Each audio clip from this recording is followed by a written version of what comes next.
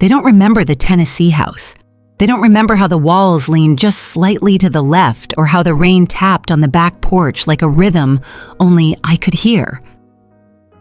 But I do.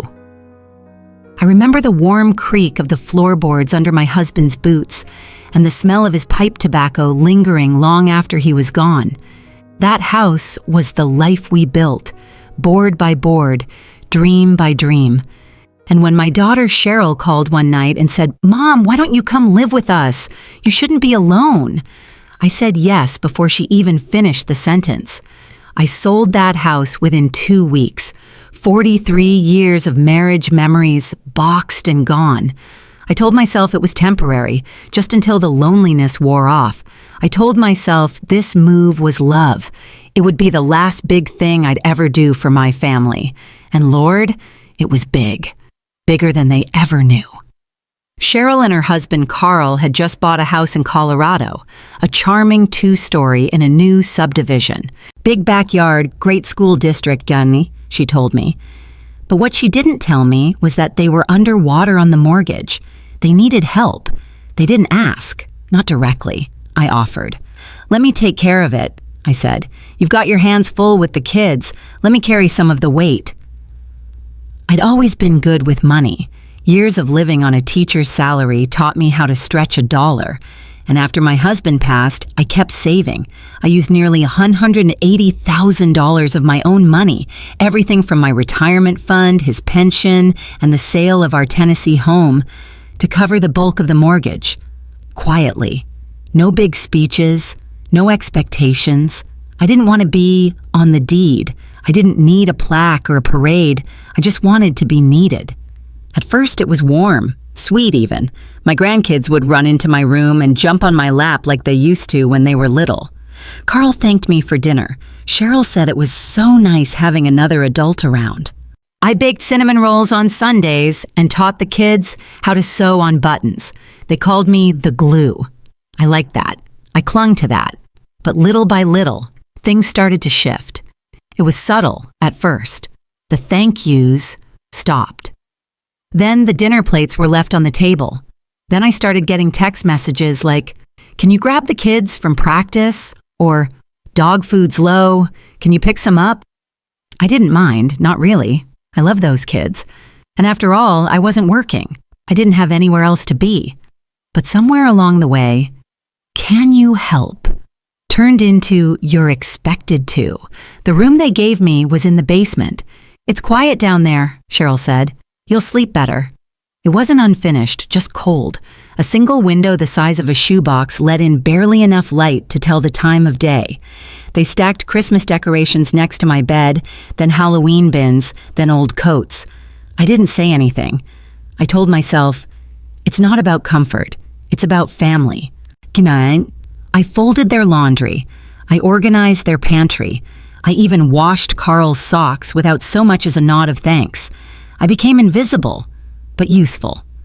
That was the key.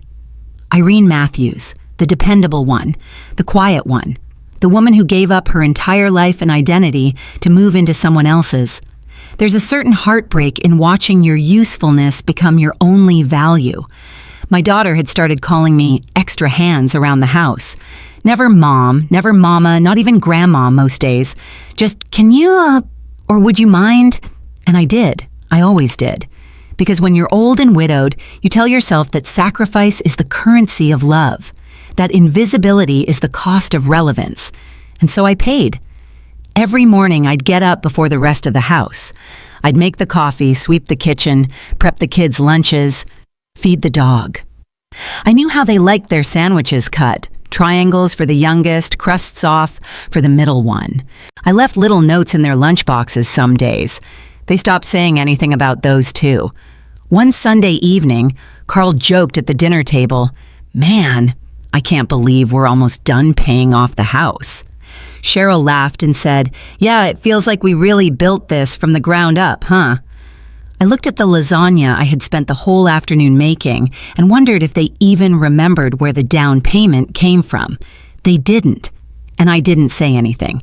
That was my first mistake, because the second you make your sacrifices invisible, they become worthless to the people who benefit from them. I spent the following week in the basement sorting through old financial records.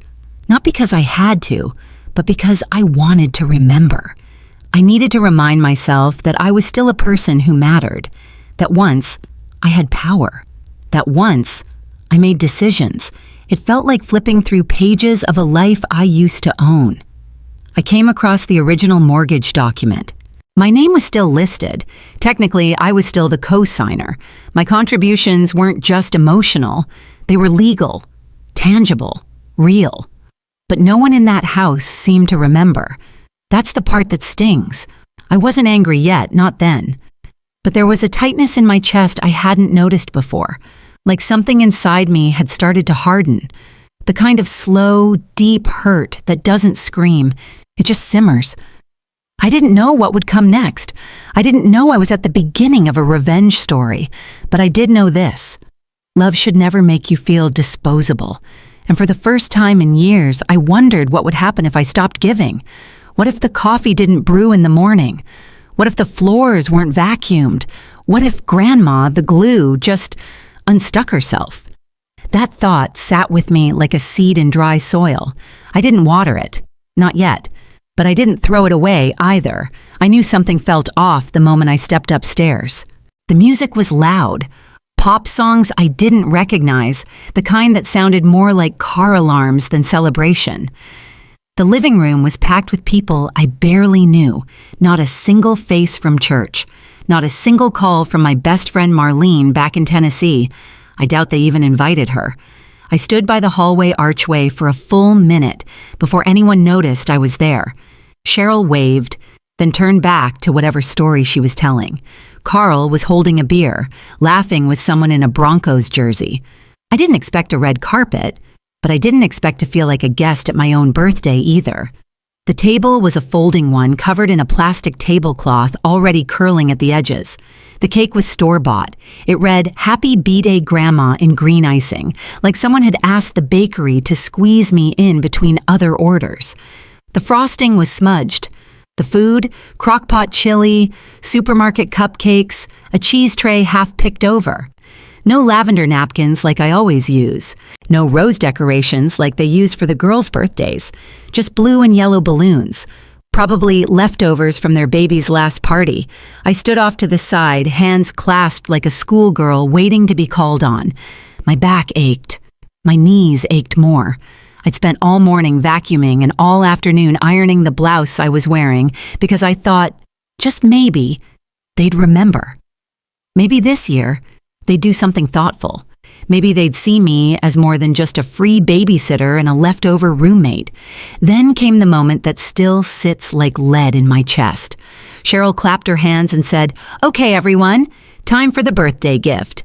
Her voice had that sugary sharpness, too sweet to be sincere. She reached under the table and pulled out a small box wrapped in red foil paper. "Come on, Mom," she called, motioning me forward. "We got you something special." I stepped closer, feeling the weight of every eye in the room. My grandson, the 11-year-old, snickered before I even touched the paper. He knew what was inside. That should have been my warning. I peeled it open slowly.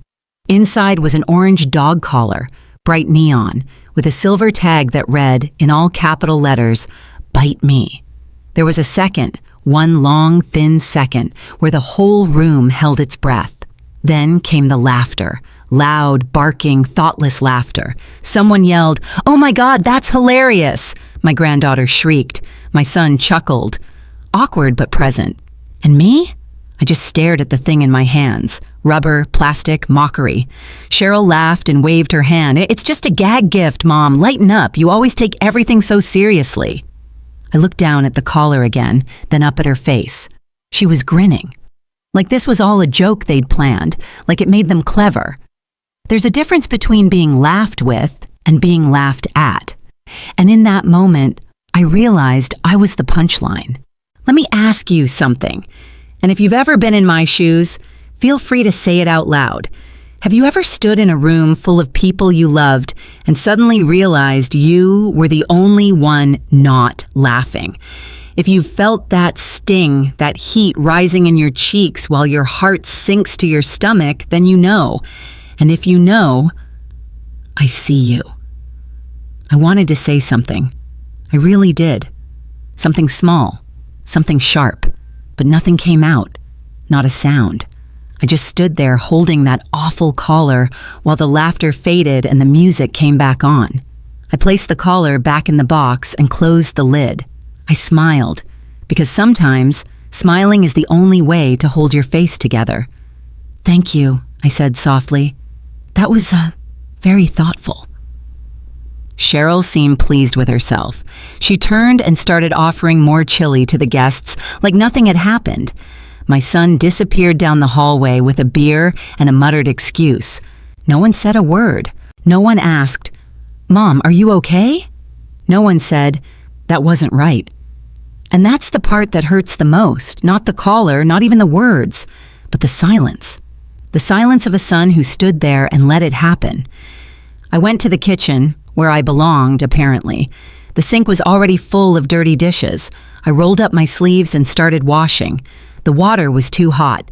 I didn't care. I needed something to keep my hands busy so I wouldn't feel what I was feeling. Out the window, the sun was setting behind the cottonwoods. I remembered planting a tree with my husband years ago. My son was 9. He held the trunk while I steadied the roots. He used to look at me like I hung the moon. Now he looked through me, around me, past me. I scrubbed the cake platter until the letters, "Happy B-Day Grandma," disappeared under the sponge. Downstairs that night, I sat in the basement with the box on my lap. The dog collar sat like a wound in the dark. I didn't cry. I couldn't. Something deeper than tears settled in my bones. Not rage, not bitterness, clarity. I looked around that room, stacked with bins, cold and gray, barely mine, and thought, this is how they see me. Something useful, but out of sight. An appliance that occasionally needs maintenance. I thought about the mortgage. I thought about the money they never asked where it came from. I thought about how often I was just being dramatic when I was hurt, how I was too sensitive when I felt dismissed, how I became too much. The second I stopped being silent, the dog collar wasn't a joke. It was the final word in a sentence they'd been writing for years. And it told me, without question, you're no longer part of this family. You're a convenience, a prop, a punchline. I tucked the box back under the bed, but something inside me had shifted. This wasn't just going to be a sad story. This wasn't going to be another tale of a woman quietly fading into the wallpaper. No. This was going to be something else entirely. They gave me a gag gift, but they had no idea. They were about to become the twist in their own joke. That night, the house was quiet, save for the humming of the dishwasher and the occasional soft thud from upstairs. Maybe the dog, maybe one of the kids, shifting in their beds. I was alone in the basement, sitting on the edge of my twin mattress. The box with the dog collar resting beside me like some unspoken accusation. I kept the lid shut. I didn't want to see the words again. I already knew them by heart. It was cold. The kind of cold that isn't just about temperature, but about space. The kind of cold that fills your bones when you finally realize no one's coming to check on you. I wrapped a cardigan around my shoulders, the one with the fraying cuffs I'd had since Tennessee. That cardigan had been there through birthdays and funerals, arguments and holidays. It had outlasted my husband, my garden, even my old porch swing. Now it outlasted my usefulness. I stood and walked over to the corner where I kept my papers, an old tin box tucked behind bins of Halloween decorations and broken string lights. No one had ever asked what was inside. They didn't care. They assumed I had nothing left to manage. But inside was everything. Bank records, old IDs, insurance policies, my name still listed on the mortgage. Cheryl and Carl thought they owned the house now. They'd said it enough times at parties. "We finally did it." Carl would grin. "We bought this place ourselves." I'd nod, smile politely, never corrected them. Because the truth was, what would have been the point? The house was paid with my money, not just the down payment. I'd been making payments directly to the lender for nearly 7 years. Every month, like clockwork, I'd transfer the money. I had the login, the account number. They gave it to me once back when they needed help, back when I was still a person to them, not just a function. I opened the latest statement. 3 payments left, that's all. Just 3. And then what? A card, a thank you dinner? Probably not. Probably just silence. I sat back down and held that statement in my lap. It was just a number, really, a few digits in a column, but it felt like so much more. It felt like everything I had given being neatly reduced to a balance. Not love, not memory, just a line item in a spreadsheet they forgot I ever touched. I thought of Tennessee again, of the garden behind our little house with the wild irises that came back every spring whether I tended to them or not. My husband used to call them God's stubborn flowers. They bloomed even when you forgot them. No one asked if I missed that garden. No one asked if I was okay after the move. Not once. Once, maybe a year after I moved in, I'd said to Cheryl while she was scrolling on her tablet, "You know, I used to love gardening. I miss getting dirt on my hands." She didn't even look up, just said, "Well, the HOA here doesn't allow planting. Anyway, the yard's for the kids." And that was it. End of conversation. End of part of me. Over time, it became clearer. They didn't just forget my sacrifices, they erased them. Like they'd scrubbed my name off the walls of the life I helped them build. Like I'd never really been part of it. Just a shadow moving around the edges. Convenient and quiet. The laundry room was the one place I had to myself. And even then, only because no one else wanted to fold towels or match socks. I remember once, while I was scrubbing mud out of the boys' soccer uniforms, I overheard Cheryl and Carl talking in the hallway. She was laughing. "She's being dramatic," she said. "It was a joke." And Carl, my son-in-law, said the words that hit harder than the caller ever could. "Yeah, she's just getting sensitive. She's old now. Everything hurts her feelings." I held a towel so tightly that my knuckles went white. Not from rage, not even from heartbreak, from emptiness. That's when I realized something. I wasn't living with family. I was surviving among strangers. Strangers who happened to share blood with my daughter. Strangers who used to need me. Now they just expected me to cook, expected me to clean, expected me to stay quiet. I thought about all the nights I stayed up with their kids when they had date nights, about every chicken soup I made when someone had the sniffles, every time I scrubbed the toilets while they were out at brunch, every time I folded Carl's underwear, every diaper, every spill, every scraped knee. I kissed better because they were too busy, and yet, here I was, the guest of honor with a dog collar for a gift, a woman who gave everything and was now somehow too much, too sensitive, too dramatic, too old. I set the mortgage statement down and looked around the basement, at the cement walls, the single light bulb, the faint smell of mildew. This wasn't a home. It was storage, and I was the thing they forgot they'd stored there.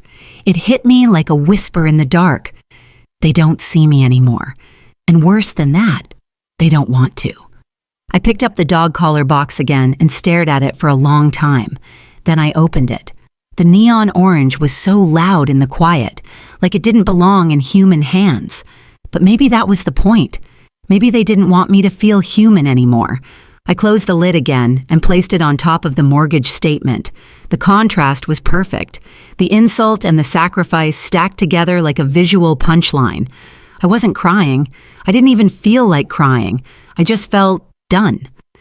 There's a moment in every woman's life, especially one who's given too much for too long, where she stops trying to explain, stops trying to prove, stops asking to be seen, and instead, she decides to leave.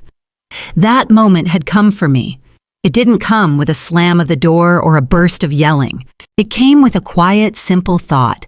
Let them feel my absence. Let them remember too late. That night, I slept without dreaming, and when I woke, the silence around me didn't feel cold anymore. It felt like space, like freedom waiting to be filled. The next morning, I woke up before the sun. I always do. Old habits don't die, they just get quieter. The basement was dark except for the faint bluish light leaking through the tiny window. It made the dust on the air look like falling ash. For a moment, I stayed still, just breathing.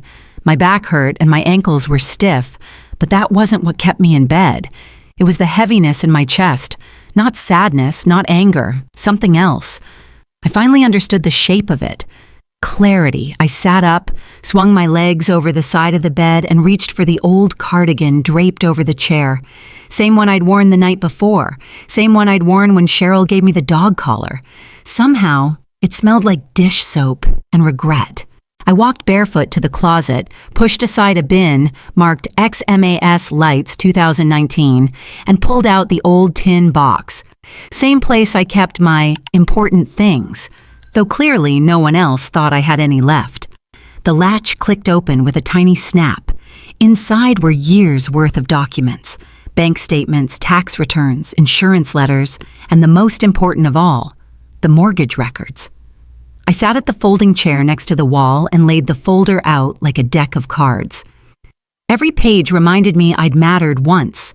My name, Irene M. Matthews, was right there, plain as day, just below my son-in-law's, on the original co-signer line.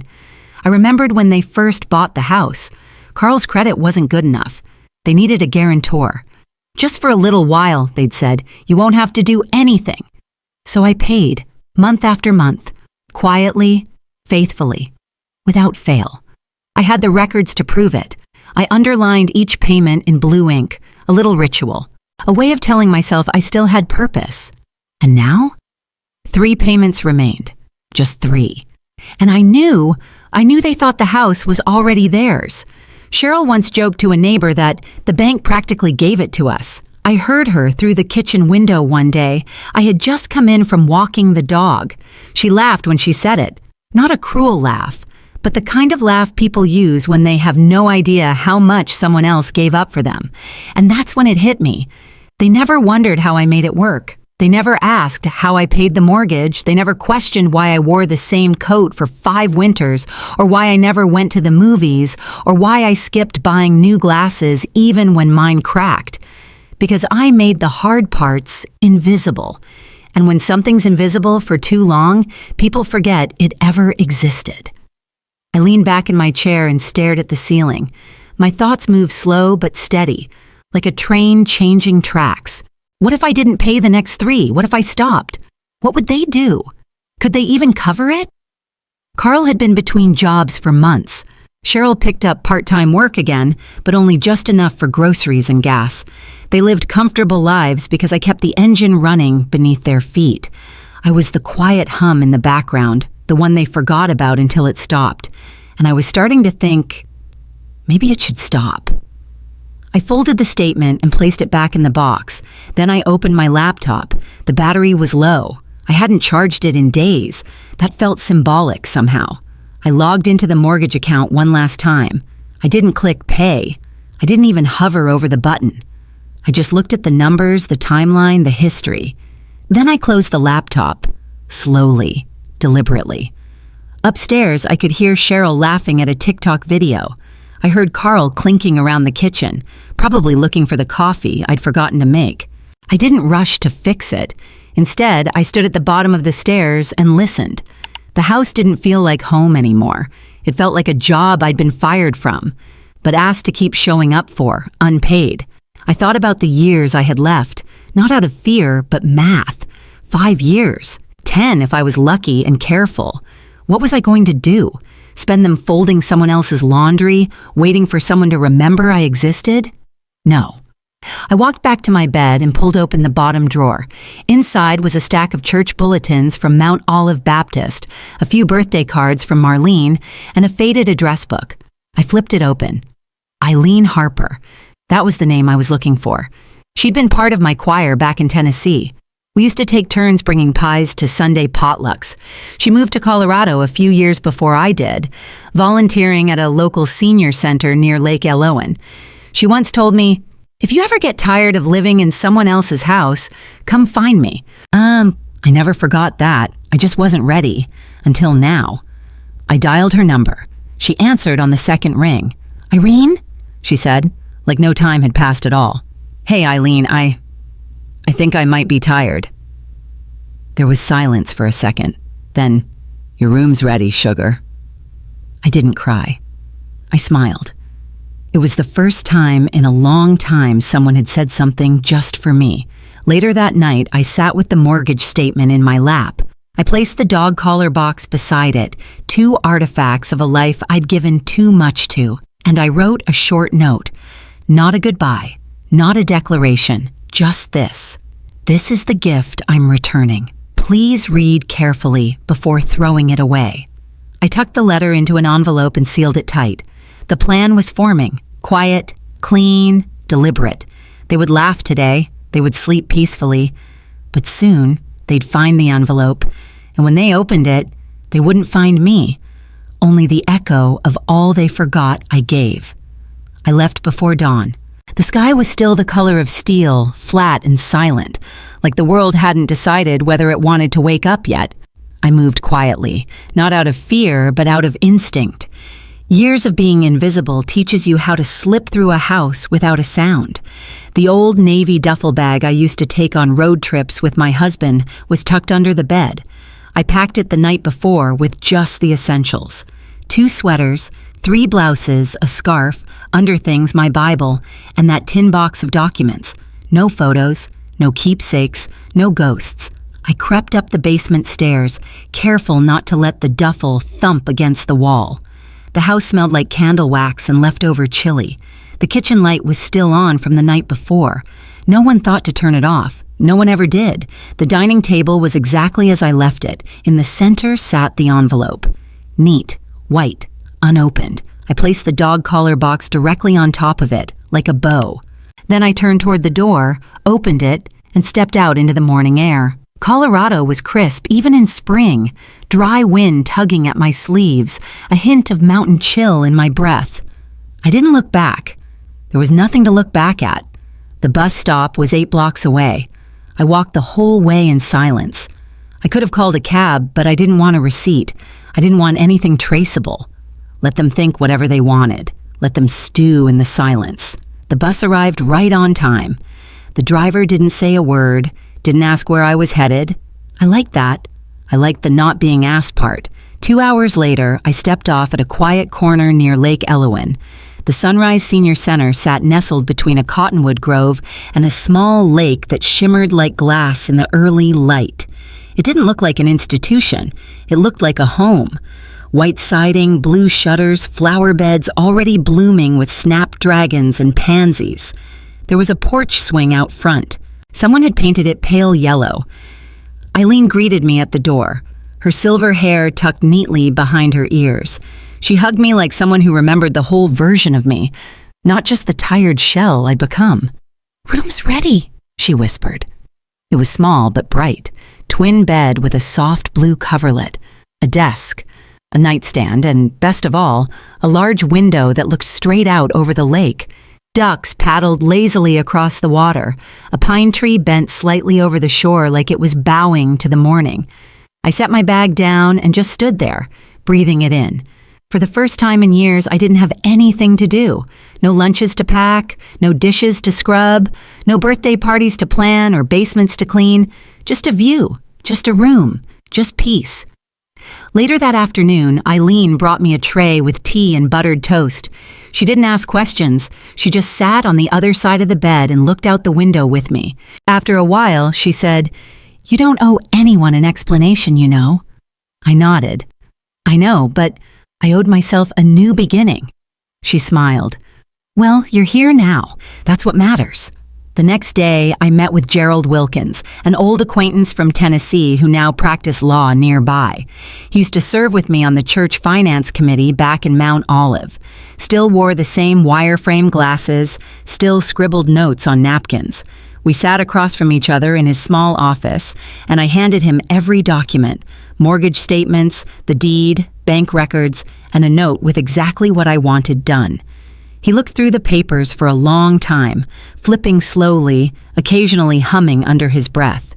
"You sure about this?" he asked finally. "I've never been more sure." So we did it. First, he drafted the revocation papers, legally removing my son-in-law's name from all remaining mortgage documentation. Since I was the legal owner and they'd never added themselves to the deed, it was clean, quiet, simple. Next, I asked him to handle the sale. Not through a realtor, not on the market. I wanted the house to mean something. So we contacted a local nonprofit that provided housing for low-income elderly women, the ones who'd spent their lives giving, just like me, and now had nowhere to go. They were thrilled. The director nearly cried on the phone. I made one request, that the home could never be sold, rented, or transferred to any family member of mine, ever. I wanted it written, notarized, and filed. Gerald raised an eyebrow, but he understood. We moved fast. Within 2 weeks, the house was sold. The final payments deducted. What remained was more than I expected. Nevada real estate had appreciated even after the pandemic. Gerald helped me divide the proceeds. A third went to the nonprofit, forming a fund in my name, the Quiet Hands Fund, for women who carried generations without recognition. Another third became a scholarship honoring my late husband. He always wanted to go into medicine, but life had other plans. The scholarship would help future nursing students, especially those caring for elderly relatives while they studied. The last portion? Gerald helped me invest it carefully, just enough to cover my rent at the center, food, medical costs, and if I ever felt like seeing the Grand Canyon, well, maybe I finally could. I wasn't rich, but I was free. Gerald handed me a final envelope. Inside was a formal letter addressed to Cheryl and Carl, typed on his letterhead. Just 2 sentences. Effective immediately, the property located at 782 Ridgeview Lane is no longer under your mother's ownership. The individual responsible for the mortgage has withdrawn from your lives permanently. He asked if I wanted to add a personal message. I shook my head. They already received my message, I said. He sealed the envelope and slid it across the desk. And just like that, it was done. No noise, no confrontation, just quiet closure. That evening, I sat by the lake, a cup of chamomile tea in my hands, watching the ducks drift by like they had no destination but peace. And I thought, I'm not someone's burden anymore. I'm not their backup plan. I'm just me. And that, finally, was enough. 32 days after I walked out of that house, the letter from the nonprofit's legal office arrived. Cheryl opened it over her morning coffee, probably still in her robe, hair pulled into a rushed knot, kids half-dressed for school. I can picture it perfectly. I imagine she was expecting a coupon, maybe a bill, something normal. Instead, she found an official notice, signed and notarized, with language even she couldn't sugarcoat. They had 15 days to vacate the property. No exceptions, no extensions. The house was no longer theirs. I wasn't there to see it, but I could feel the moment her smile dropped. Carl probably came rushing in, cereal spoon still in his mouth. I can imagine his voice sharp and rising. "What do you mean we have to move? That's our house." But it wasn't. Not on paper, not in memory, not anymore. From what I heard through a neighbor who still talks to a friend at my old church, they went into full-blown crisis mode. Calls were made. Pleas were shouted. Cheryl phoned her parents, who refused to co-sign another loan. Carl tried to reach me, but I'd left the phone behind in the basement drawer, next to birthday cards no one had read and church programs from a life they never asked about. I deleted every cloud login. No forwarding address, no trail. And then, the box arrived. Wrapped in plain brown paper, no return address, just their names on the label. Inside, nestled in soft tissue, was the orange dog collar, untouched, unworn, unforgotten. And beneath it, a handwritten card, neat cursive, black ink. Just a little joke, but I suppose this time, I'm the one laughing last. No signature, no need. They say when people are left with silence, their minds make more noise than any argument ever could. And I believe it. I imagine Cheryl's hands trembling as she held that collar again. I imagine Carl's face, red with shame, staring at the card, reading it twice, maybe 3 times, hoping the words might change if he just stared long enough. But the words didn't change, because the truth never does. Later that week, they packed up what they could. The flat-screen TV, the kids' toys, a few boxes of kitchenware, the rest they left behind. No new home lined up, not enough savings, no quiet payments cushioning their comfort anymore. Cheryl must have tried to explain it to the kids. Grandma just needed space, she might have said. Or maybe she was being dramatic. But kids aren't fools. The oldest asked, "Why did Grandma send the dog collar back?" The youngest whispered, "Did we hurt her?" They didn't have an answer. Because the truth isn't easy to say out loud, especially when it shows you everything you took for granted. And me? I didn't celebrate. I didn't toast or dance or smile wickedly to myself in the mirror. That's not who I am. I just exhaled. And sometimes, that's all the justice a woman like me really needs. The room I have now isn't large, but it fits me. The bed faces the window, and each morning I watch the lake catch the light, like it's reflecting everything I used to carry. There's a pine tree just outside that leans slightly to the right, casting a dappled shadow across the floor. The ducks come around like clockwork, curious, a little bossy, but free. I never feed them. Eileen says we're not supposed to, but I like to watch them drift. They remind me that moving on doesn't have to be loud, it just has to be certain. Every Friday, I write one page in my journal. Just one. I don't fill it with to-do lists or regrets. I write one thing I saw that was beautiful, one truth I want to remember. Last Friday, I wrote, "Freedom feels like sunlight through a clean window, like tea without interruptions, like having no one to ask permission from, like silence, finally kind." Some of the other women here have stories like mine. We don't talk about the bad parts much. We don't need to. There's a way women who've been erased recognize each other. A quiet nod, a shared glance, a deep exhale from a place that finally stopped holding its breath. Irene Matthews is no longer the woman who made coffee before anyone else woke up. No longer the woman who folded strangers' socks in silence. No longer the woman who kept sacrificing in hopes of being seen. Now I'm just me. And that is more than enough.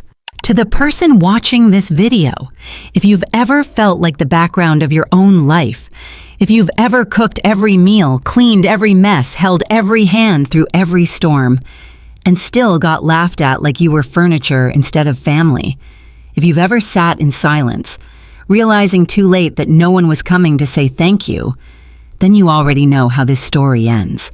Not with shouting, not with revenge that burns everything down, but with a woman standing up, walking out, and choosing peace over permission. If this story touched something inside you, let me know in the comments, because there are more of us than they think. And the quietest woman in the room? She's the one rewriting the ending.